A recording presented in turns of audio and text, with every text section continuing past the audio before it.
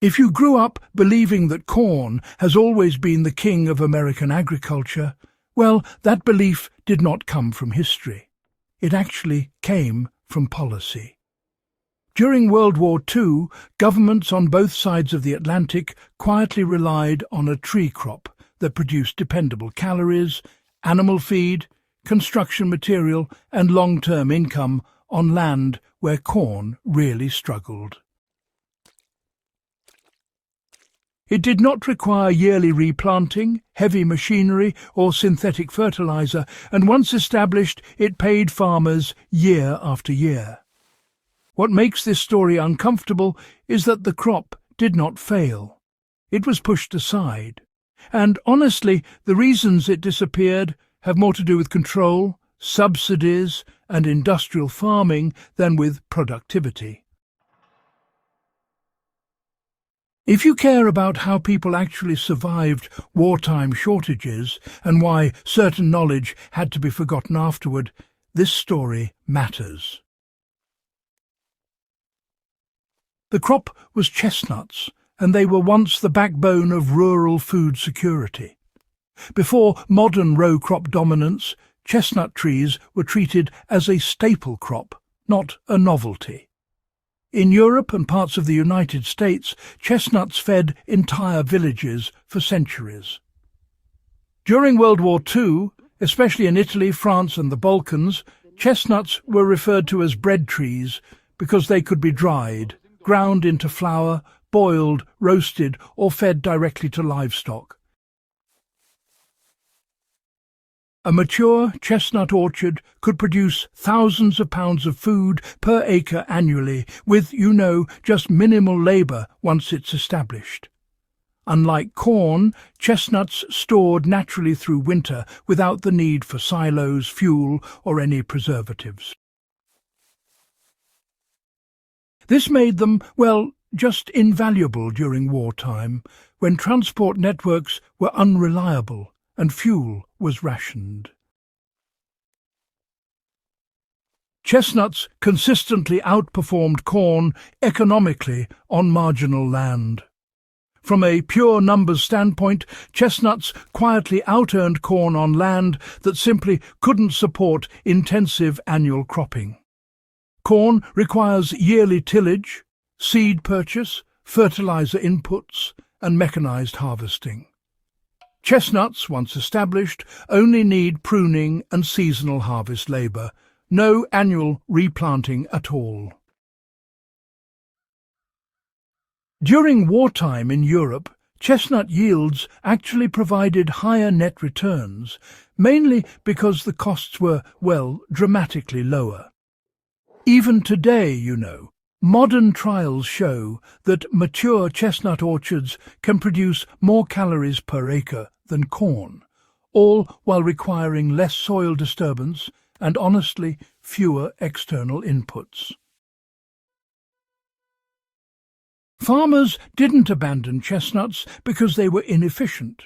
No, they abandoned them because, after the war, the system just didn't reward permanence anymore.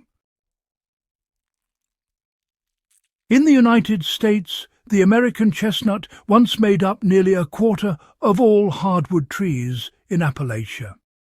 It fed people, livestock and wildlife, and its rot-resistant wood built barns, fences and homes. But when the chestnut blight spread in the early 20th century, the response wasn't restoration, but rather replacement. Instead of rebuilding chestnut systems after the war, agriculture policy, it doubled down on corn and soy. Those are crops that required annual purchases, chemical inputs, and centralized processing. Chestnuts just did not fit a system built on repeat dependency. A tree that fed a family for generations without, constant purchasing power was honestly economically inconvenient. During the Second World War, chestnuts mattered because they reduced vulnerability. A chestnut orchard produced food regardless of fuel shortages, fertilizer rationing, or even labour drafts. Families harvested by hand. Animals fed directly on fallen nuts. Flour was milled locally. This decentralisation was exactly what made chestnuts dangerous to post-war industrial agriculture. Systems that cannot be easily taxed, centralised or mechanised do not scale profitably for large institutions. Corn, by contrast, depends on infrastructure. That dependency is not accidental. A modern landowner does not need thousands of acres to benefit from chestnuts. A small planting of hybrid or blight-resistant chestnut trees can begin producing within 5 to 7 years. Once mature, a few dozen trees can provide reliable food, animal feed, or cash crop income for decades. You know, chestnuts really do thrive on slopes and marginal soils where, well, corn just struggles to get by. A practical approach, honestly, is to interplant chestnuts with pasture. This way you can let livestock graze underneath, and they'll feed on the fallen nuts in autumn as well. This kind of method actually mirrors those World War II-era agroforestry systems that, you know, maximise land use without overworking the soil.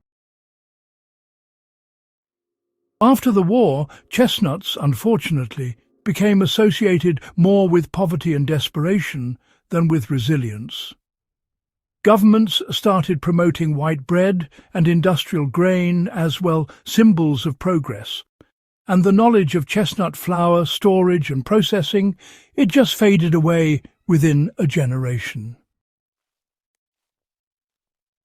What had once been common sense became folklore.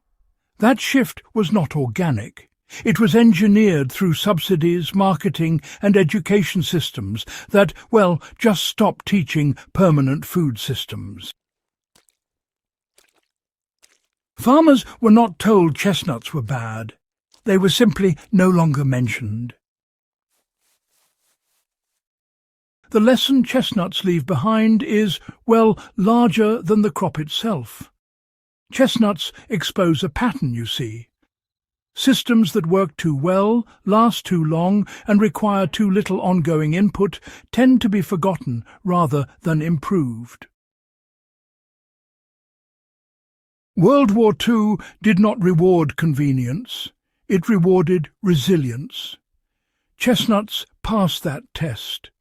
Corn won the peace, not because it was superior food, but because it fit an industrial economy built on repeat transactions. Remembering chestnuts is not about nostalgia. It's about recognizing what was deliberately set aside. If you value history that teaches instead of entertains, this is exactly the kind of story worth preserving. These are not lost secrets, they are abandoned choices. If you want more World War II-era systems that actually worked, subscribe to the channel, share this video with someone who still remembers real food and real farming, and help keep practical history alive.